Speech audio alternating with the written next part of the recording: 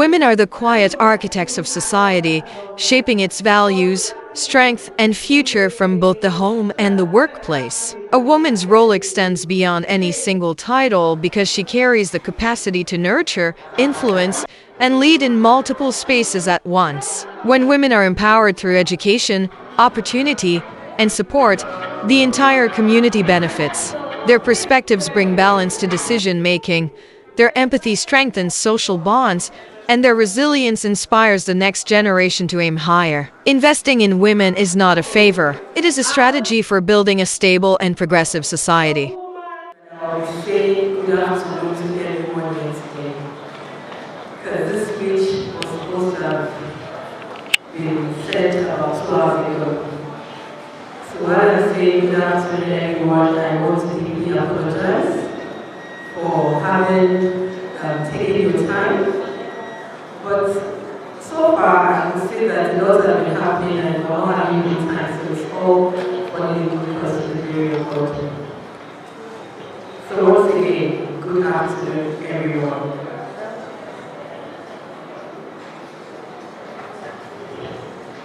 In the name of Allah, the beneficent and merciful, in the name of Jehovah, Chineke, Ubangiji, Ejiro, Ogene, Abasi, whichever name you call your God, I welcome you here to yet another season of A Woman and More around 2026. I'm going to try as best as possible to make this speech very short because of the time. So I begin. When we say a woman and more, we're not asking for extra credits. We're stating facts that society offers. A woman is more than the timeline we drew for ourselves. School, marriage, children, silence. She is more than a checklist that decides if she is complete. And nowhere is that checklist louder than in marriage. Society told us the script before we could write our own.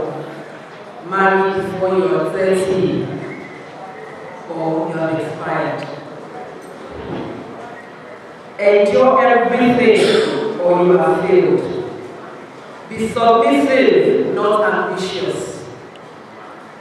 Be seen, not heard. Keep the whole, lose yourself. We inherited a definition of good work that demands performance over personhood. It praises a woman for shrinking so everyone else can feel big. It measures our worth by how quiet she suffers and how beautifully she hides it. That is not culture. That is conditioning. And it costs us. It costs us women who stay in rooms that steal our voice because living would disgrace the family. It costs us girls who rush into marriages to escape the shame of singlehood, or only to inherit the shame of loneliness with company.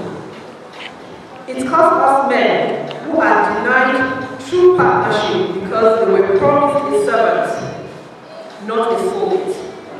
A healthy marriage cannot grow in the soil of expectation. It grows in the soil of authenticity. So what does authenticity look like in marriage? It looks like a woman who knows her yes is holier than her no. It looks like choosing a partner, not a prison. It looks like saying, I can cook, but I am not a chef on duty. I can nurture, but I am not your mother. I can submit, but I will not disappear. Authenticity says, I bring my full self to this union, my dreams, my boundaries, my broken places, my brilliance, and I expect to be met with same honesty. The topic for today has been well crafted from all of the speakers to the panel session, looking particularly into overcoming societal expectations and embracing authenticity, focusing on marital relationships. To overcome societal expectations, we must do many things. And that is why all of the speakers here today have been carefully selected for us to share out of their wealth of knowledge and experiences to boost us in places where we lack, to make us feel complete in places where there have been loopholes. To every woman here, you are not too much for wanting peace. You are not late, but your life didn't follow their calendar. You are not incomplete without a man, and you are not less with one. You are a woman and more than the deadline that society has ascribed upon you, more than the definition, more than the demands. So let's build marriages where authenticity is a tradition, where love does not require you to abandon yourself, where for better, for worse, never means for broken or buried. It needs more women who are free, and free women build free homes, free husbands, and freer generations. As we begin to listen more to what the speakers are going to engage us with, I pray that the Almighty, His infinite mercy, is going to guide us with open mind so that we can tap into a lot of things that we will be bringing out here today. Thank you so very much and enjoy your time. Within the home, the role of a wife and mother remains one of the most important initiatives for creating a respectful society. A housewife who runs her home with discipline, kindness, and fairness teaches children the first lessons of respect, responsibility, and integrity. The way a home is managed becomes the blueprint for how those children will treat others in school, at work, and in public life. I was on the condition of several occasions, honestly, really enjoyed his work. More business than. Now, having asked you to take a look at marital conflict, as we are all aware, in the world today, conflict is normal, it's part of our life, whether we like it or not. Animals engage in conflict. Topics of human beings with different characters, human beings from different backgrounds. Let me give an example. I somebody said this as a wedding gathering, that for the past how many years I've got married now, what 30 years now, I still not know how to untie the nylon of bread I will put my daddy. Can you imagine that? Over 30 years now. When homes are built on mutual respect and clear values, they produce citizens who carry those same standards into the wider world. In this sense, the housewife's work is public service in private form. Everyone, the conveners, the fellow speakers, my Alaska family, distinguished ladies and gentlemen.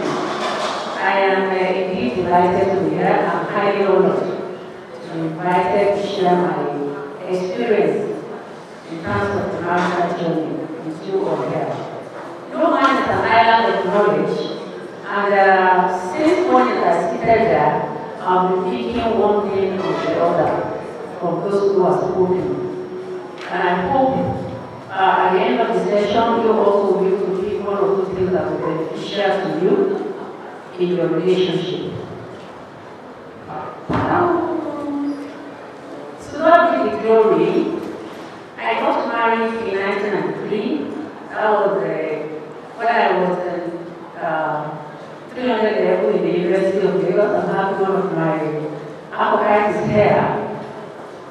So I did not have my children until 12 years after. 12 years after may sound like just 12 years, but for those who have experienced waiting on the Lord, or somebody that has once been in their shoes around you, you know that for an African woman, it is a loss. But I want to tell you here, especially the young ones, that one size fits all does not work in marriages.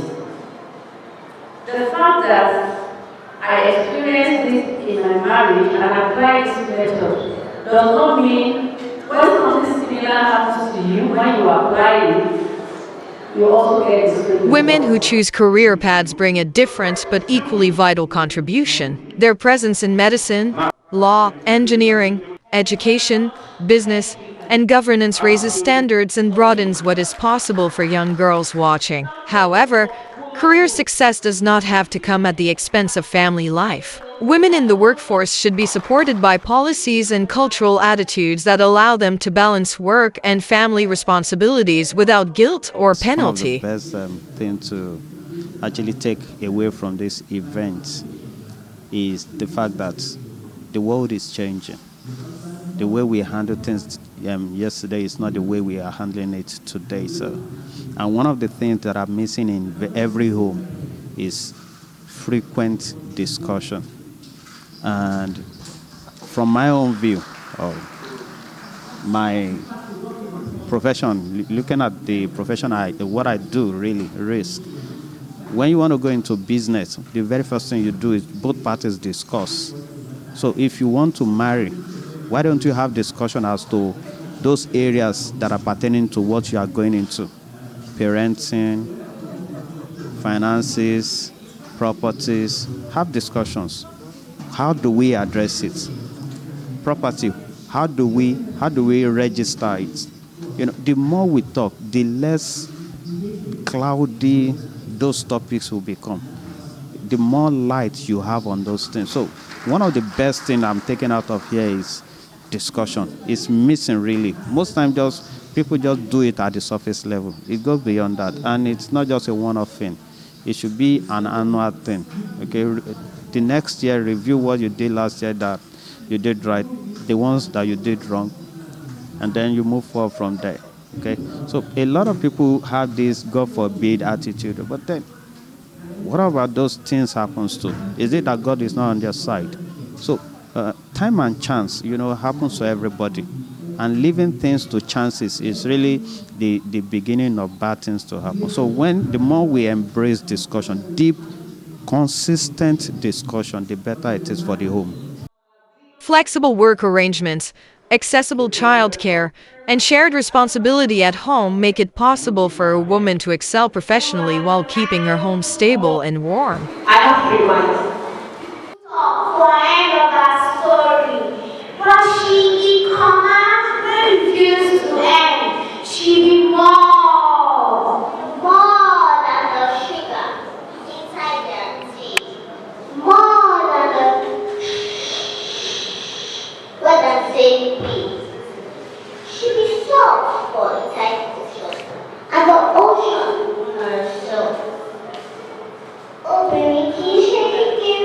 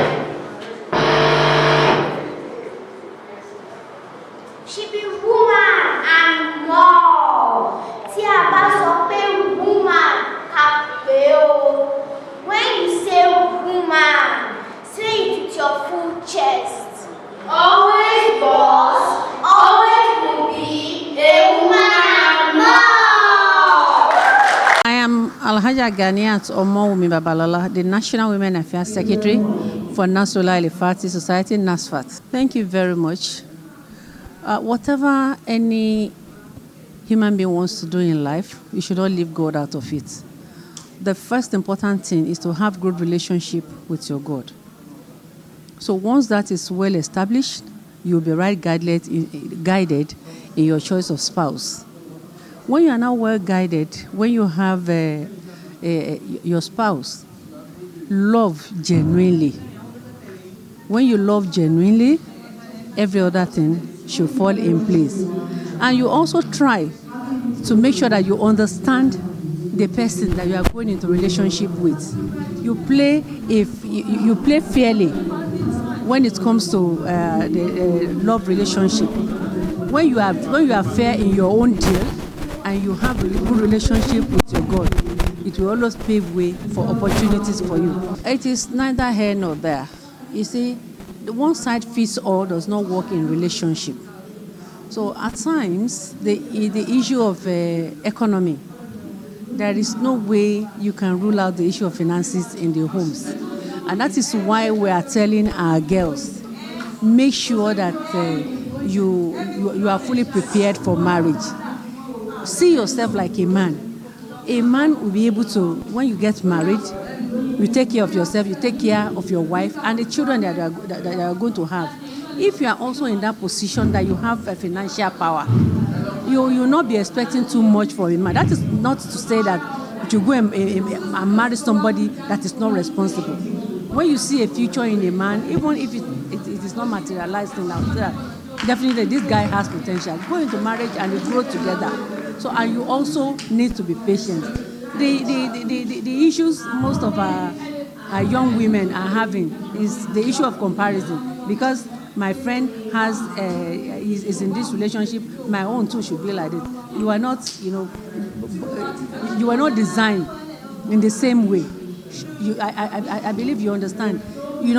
Trying to understand yourself, what are those potentialities that you have, and the person that you are going into relationship with, what are his capabilities, so that you'll be able to be patient for each other before you actually have the rosy period in your marriage. I am Alhaja Ganiat Omowumi Babalola, the National Women Affairs Secretary for NASFAT. Thank you. The goal is not to choose between career and family, but to recognize that both roles reinforce each other when approached with intention. A woman who understands her priorities and sets clear boundaries can give her best to both her workplace and her home. Society benefits when it values both contributions equally and stops treating them as competing identities. And that's a way of communicating without him realizing he's communicating to me. He gives me 500,000 naira every month. You know what reach me?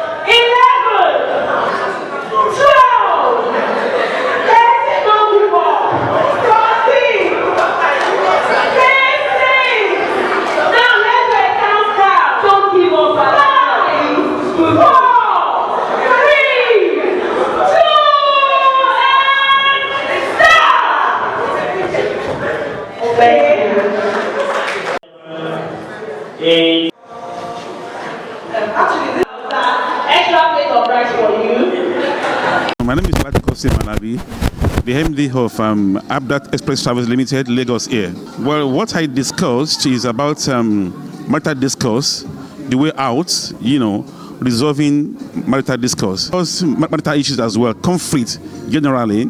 And of course, we are human beings. There is bound to be conflict at any point in time. But what's actually more important is how we are able to resolve the conflict in the first instance. And I mentioned the fact that what matters most in the life of couples is that they must love themselves. Love is very, very key. And you must see your partner as if he's your brother or your sister. What you can do to your brother or sister is what you should do to your partner anyway. And there should be regular communication. Once there is a kind of breakdown in communication, honestly, that conflict will last for a long time. And I mentioned the fact that it makes no sense to be referring to past issues. Women are very funny. They're very funny with respect to that. They refer to past issues and what have you. That will not in any way solve any issue. At the same time, we must avoid character assassination. And for example, now I'm not happy with what you have done to me. I mean, you should be able to tell your husband in a very subtle manner, not in a way that will upset him more and what have you. And I mentioned the fact that when you are hungry, don't discuss any issue. The anger must first go down, and you discuss in such a way that, in a friendly manner, that will go a long way to resolve issues. And of course, I mentioned the case of how it is done in Islam, being Muslims anyway, that for example now, the Quran tells us that when there are issues between husband and wife, invite a wise man from the family of the man and a wise man from the family of the woman. But what's actually most important is the fact that even these wise men can't resolve your problem. You are the ones to determine that you want to put an end to the conflict. Thank you. Economy is not a major factor actually anyway, but basically, if you understand the fact that provision is in the hands of God, you manage, be patient till God gives you a way out.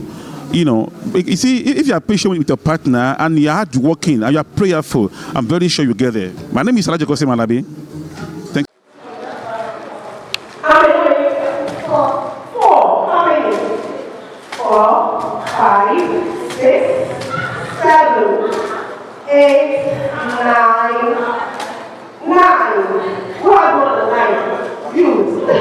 1, 2, 3, 4, 5, 6, 7, 8, 9, and 10. How many? 11. How you doing with the baby now?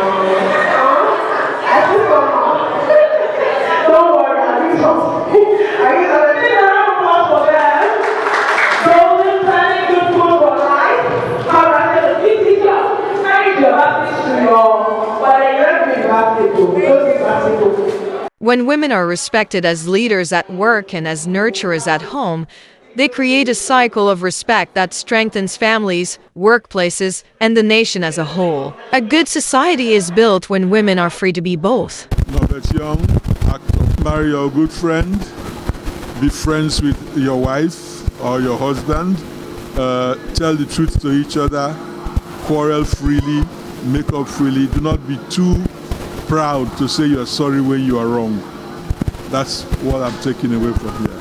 Every generation finds its level. This generation will be fine. They will find their level. There's nothing wrong with them. They will find their level and they will be fine.